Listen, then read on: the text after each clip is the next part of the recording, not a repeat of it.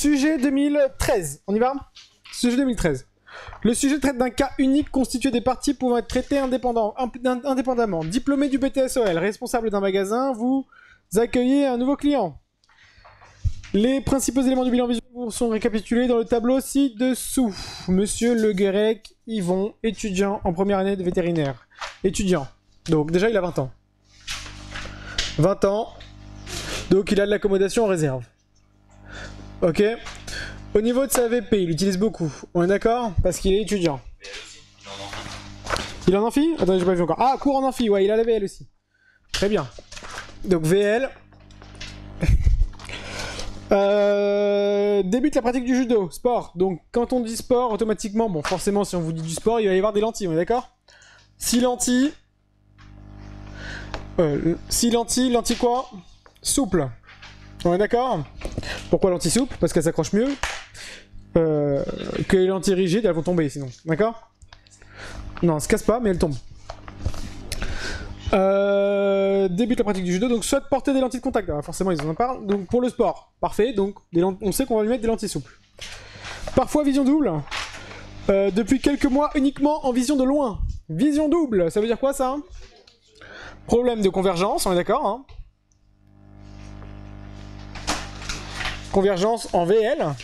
Alors, problème de convergence en VL, on sait pas encore si il est ESO ou EXO. Pour l'instant, on sait pas trop. Ah, convergence, ça regroupe les deux. Oui, ça regroupe les deux. Ça veut dire qu'on émet les deux hypothèses. Mais on sait qu'en gros, il y a un problème là-dessus. En gros, il y a des phories dissociées qui seront sûrement dérangeantes.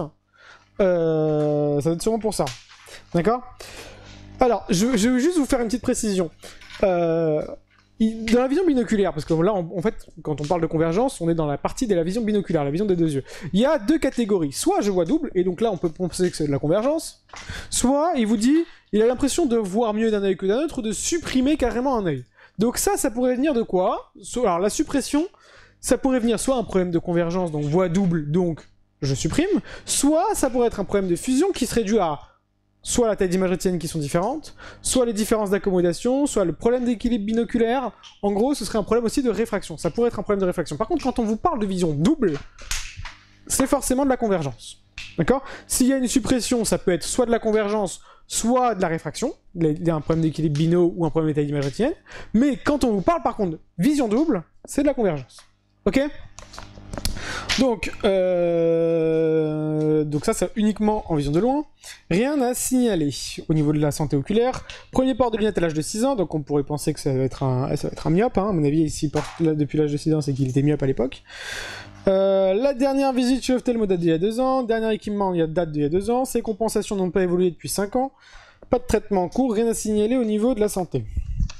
Alors, on a un autoref qui nous dit qu'il est donc myope avec un léger astigmatisme sur l'œil droit et un gros astigmatisme sur l'œil gauche. Ça va pour l'instant?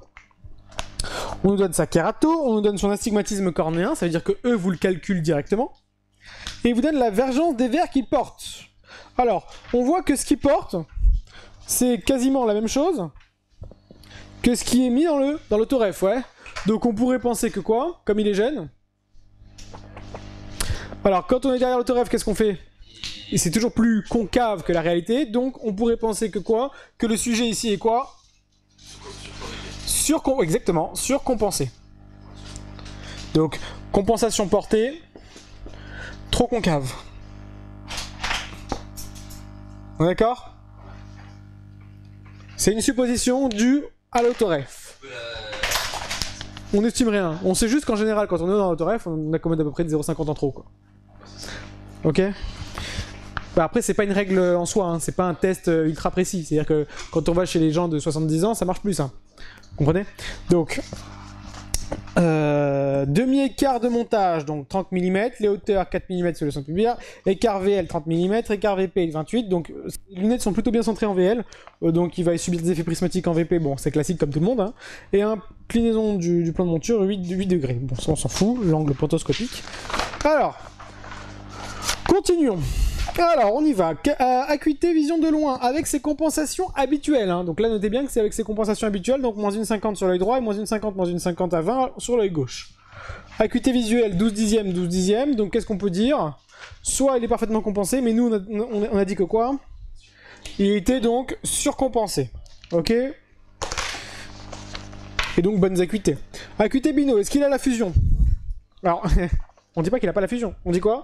Pas de conclusion sur la fusion VL. Pas de conclusion. Pas juste de gain. Sur la fusion VL. Je sais pas si vous vous rappelez le sujet 2015. Forcément, vous n'étiez pas là quand on l'a fait au BTS Blanc. Dans le sujet 2015, je vous rappelle juste le tableau. Je vous le rappelle. Je vais le reprendre ici.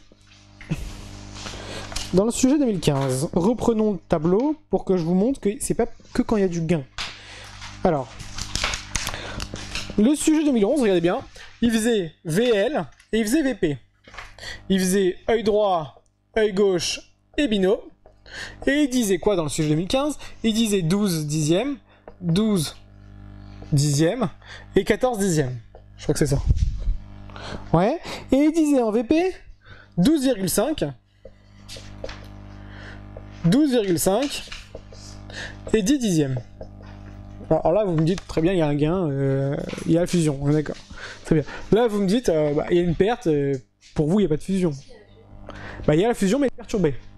Ça veut dire que le couple oculaire, lorsqu'il fusionne, il perd en acuité, ça veut dire qu'en gros, ça lui pénalise. Donc si ça lui pénalise, ça veut bien dire qu'il y a la fusion. Si par contre, il y avait eu 12,5 dixièmes, on n'aurait pas pu savoir s'il y avait une suppression ou pas. Donc, c'est pas que lorsqu'il y a un gain, c'est lorsque le bino est différent des deux. Et donc là, on voit bien que quoi? Que le bino dans le 2000, dans le 2013, le bino est égal au mono, donc on ne peut pas conclure, pas de conclusion sur la fusion VL. On est d'accord? Donc faites gaffe, c'est pas que quand il y a un gain. Hein. Alors après, c'est vrai que quand il y a une perte, c'est rare, hein, c'est ultra rare, mais ça veut dire que la fusion existe, mais qu'elle est perturbée. D'accord? VP, alors acuité VP, alors on y va, on va rentrer dans un des chapitres. J'en ai parlé, je crois, du parino, mais très peu. Alors écoutez bien, un parino c'est quoi? C'est un test où on vous dit, voilà, il y a plusieurs parinos. Parino 1, parino 2, parino 3, parino 4, etc., etc., etc. Il y a plusieurs numéros de parino. Parino, ça veut dire quoi? C'est un test de lecture qu'on va vous proposer à une certaine distance. Il n'y a pas différentes échelles d'acuité dedans, il y a uniquement 10 dixièmes. Ça veut dire que si vous arrivez à lire ce test, vous avez 10 dixièmes. Alors attention, c'est pas n'importe quelle distance. Parino 1, si vous arrivez à le lire à 25 cm, vous avez donc 10 dixièmes. Si Parino 2, vous allez arriver à le lire à 50 cm, vous avez 10 dixièmes. Si Parino 3, vous arrivez à le lire à 75 cm, vous avez 10 dixièmes. Et Parino 4 à 1 mètre, vous avez 10 dixièmes. D'accord? En gros, comment on fait? On multiplie par 25 la valeur du Parino. On est d'accord? Donc ça, c'est la distance du test. Pour avoir 10 dixièmes. Ça veut dire que vous n'avez pas d'échelle d'acuité, toutes les lettres sont de même taille, et vous indiquent tous la valeur d'acuité 10 dixièmes pour la distance à laquelle il faut mettre le test. D'accord? Maintenant, qu'est-ce qui va se passer? Quand on regarde le test, il nous dit Parino 1,5. Alors Parino 1,5, c'est 1,5. Parino 1,5, je vais multiplier par 25, 1,5 ça me donne combien? 37,5 cm. Donc, normalement, pour pouvoir voir 10 dixièmes, pour vérifier si la personne a bien 10 dixièmes, il faudrait que je mette ce test à 35 cm, et s'il arrive à le lire, alors il a 10 dixièmes. Qu'est-ce qu'on voit? On voit que ce test a été mis à quoi? À 45 cm. Donc il a été mis plus loin que son test d'utilisation. D'accord? Ça veut dire que s'il le voit plus loin, il a plus que 10 dixièmes. S'il avait besoin de le rapprocher, ça voudrait dire que quoi? Que 37,5, c'était trop loin, il n'arrivait pas à le déchiffrer, donc il aurait dû rapprocher, ça veut dire qu'il n'avait pas 10 dixièmes. Quand on éloigne un parino par rapport à ces tests de lecture, ça veut dire qu'on obtient plus que 10 dixièmes. Quand on le rapproche, c'est qu'on obtient moins de 10 dixièmes. Comment on fait pour avoir précisément la valeur de l'acuité visuelle lorsque le test n'est pas passé à sa bonne distance? Regardez bien, l'acuité relevée, sera égale à la distance de lecture sur la distance du test, enfin la distance réglée pour le test. Réglée pour le test. Alors, donc on y va. Ici, la distance de lecture, c'était combien? 45. Sur sa distance de lecture normale, 37,5. Combien ça fait? Si vous le calculez, vous me faites ça à la calculatrice et ça vous donnera en fait le relevé que, enfin l'acuité